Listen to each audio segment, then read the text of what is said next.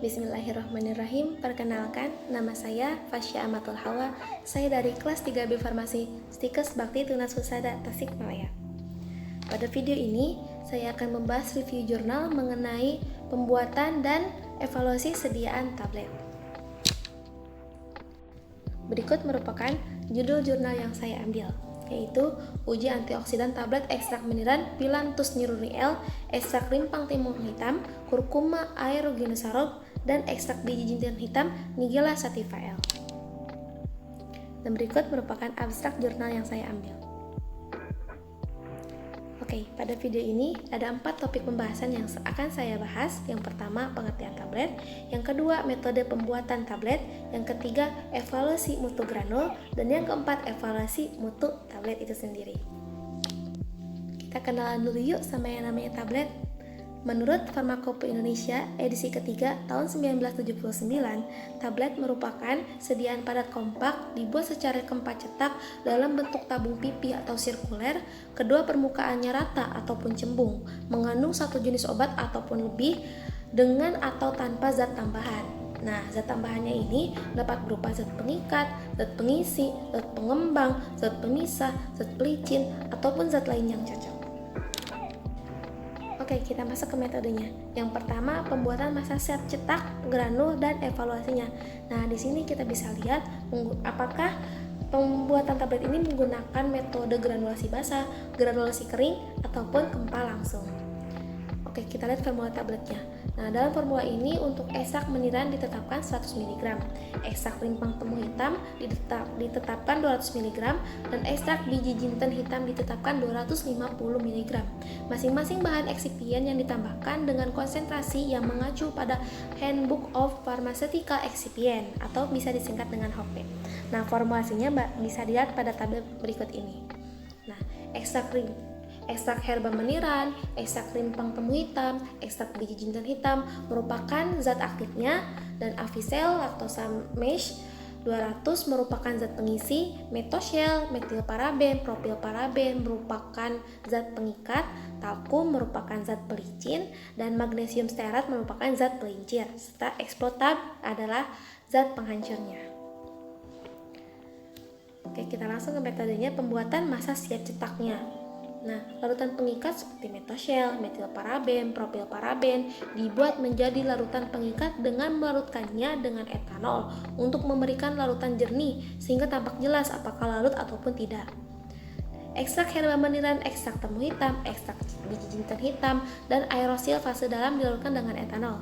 Sudah bisa dilihat di sini, kalau misalnya dilarutkan berarti menggunakan granulasi basah. Nah, Avicel dan laktosa dicampur hingga homogen, kemudian ditambahkan larutan pengikat sedikit demi sedikit hingga homogen. Lakukan penambahan sedikit demi sedikit sampai diperoleh massa yang cocok untuk dibuat granul. Pembuatan granul basah digunakan pengayak mesh 20. Granul dikeringkan dengan oven pada temperatur 40-45 derajat Celcius hingga mencapai kadar airnya antara 3-5%. Nah, kadar airnya itu harus sedikit. Setelah itu, granul kering diayak kembali agar tidak terdapat granul yang menggumpal. Kemudian tambahkan talkum, aerosil fase luar, dan explotab pada granul tersebut. Kemudian campurkan hingga homogen dengan dry mixer. Nah, setelah itu campurkanlah magnesium stearat selama 1 menit di dry mixer. Setelah itu granul diuji susut pengeringannya, sudut diam, laju alir, dan indeks compressibilitasnya. Kita masuk ke evaluasi mutu granulnya. Yang pertama, sifat alir dan sudut baring. Hasil pemeriksaan sifat alir dan waktu baringnya itu bisa dilihat pada tabel di sini. Nah, pada formulasi 1, sudut baringnya itu 35,22 derajat. Pada formulasi 2, sudut baringnya 35,22 derajat, dan pada formulasi 3, 33,69 derajat. Nah, sudut baring ini yang berlambangkan A bisa dilihat. Nah, dari sini kita dapat simpulkan bahwa yang memiliki waktu alir ataupun yang sudut baringnya baik adalah formulasi 3. Kenapa? Karena formulasi 3 ini sudut baringnya itu kurang dari 35 derajat Celcius dan daya alirnya itu kurang dari 10 gram per detik. Evaluasi mutu granul yang kedua yang diuji adalah sifat kompresibilitas atau kemampatannya. Bisa dilihat di sini kemampatannya atau persen indeks kompresibilitasnya. Nah, semuanya itu rentan kompresibilitasnya adalah dari 6,67% sampai 11,11%. Nah, kenapa bisa berbeda seperti ini? Dikarenakan si laktosa ataupun zat pengisi dan eksploitab ataupun zat penghancurnya memiliki konsentrasi yang berbeda-beda tiap formulasinya, maka kemampatannya juga pasti akan berbeda-beda pada setiap formulasinya. Yang kedua, pembuatan tablet dan evaluasinya. Nah, setelah didapatlah granulasi tadi, lalu massa serbuk yang tadi itu dicetak dengan mesin cetak single punch press tablet. Lalu dilakukanlah evaluasi sediaannya. Nah, evaluasi mutu tablet yang pertama dilakukan adalah variasi bobot. Nah, bagaimana cara menguji variasi bobot ini? 20 tablet dari masing-masing formula ditimbang satu persatu, kemudian dirata-ratakan.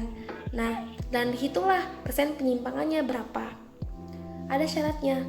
Nah, 20 tablet ini boleh mempunyai sudut penyimpangan 5% asalkan hanya 2 tablet saja, dan tidak boleh persen penyimpangannya sampai 10%. Jadi bobot tablet ini harus sebisa mungkin dapat seragam.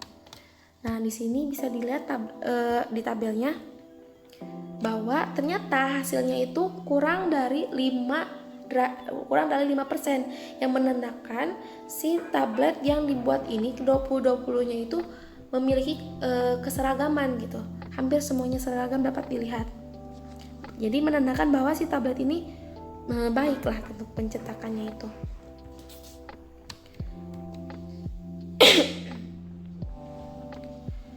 Evaluasi mutu tablet yang kedua adalah keseragaman ukuran tablet. Nah, keseragaman ukuran tablet ini dapat dilihat dari ketebalannya tablet. Si tablet ini diukur ketebalannya. Biasanya bisa digunakan dengan menggunakan jangka sorong. Nah, ketebalan tablet harus dikontrol sampai perbedaan kurang dari 5% dari nilai standar seperti tertera pada tabel berikut ini. Dapat dilihat bahwa ternyata hasil penetapan keseragaman ukuran tablet ini tidak ada tablet yang berbeda signifikan, tapi semuanya ini hampir sama ya, bisa dilihat kayak seragam. Evaluasi mutu tablet yang ketiga adalah kerenyahan tablet. Nah, kerenyahan tablet ini sering disebut juga dengan friabilitas dan dinyatakan itu dalam persen. Penetapan friabilitas atau kerenyahan ini menunjukkan bahwa tablet memiliki tingkat kerenyahan memenuhi persyaratan, yaitu lebih kecil dari 1%. Nah, dapat dilihat semuanya ini di persen friabilitasnya ini kurang dari 1%. Nah, kalau misalnya lebih dari 1%, berarti kerenyahannya itu tidak baik.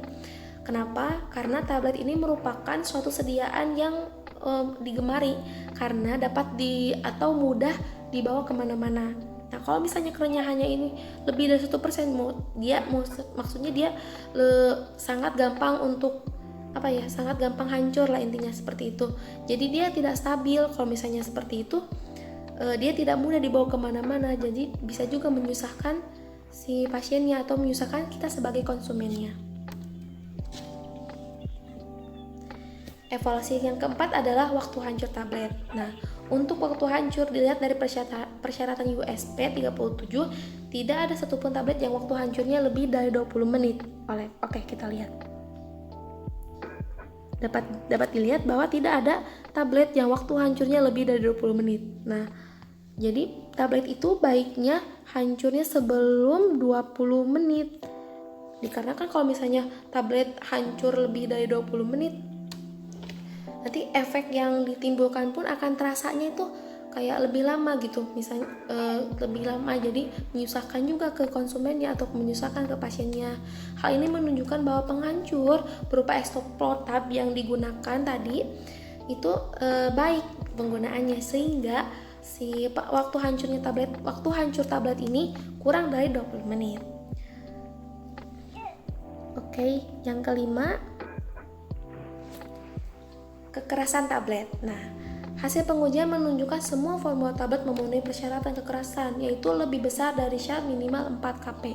Kekerasan tablet berhubungan langsung dengan waktu hancur dan kerenyahan. Bila kekerasan tablet terlalu tinggi, maka waktu hancurnya semakin lama tetapi kerenyahannya kecil. Nah, dari sini dapat digunakan dengan logika.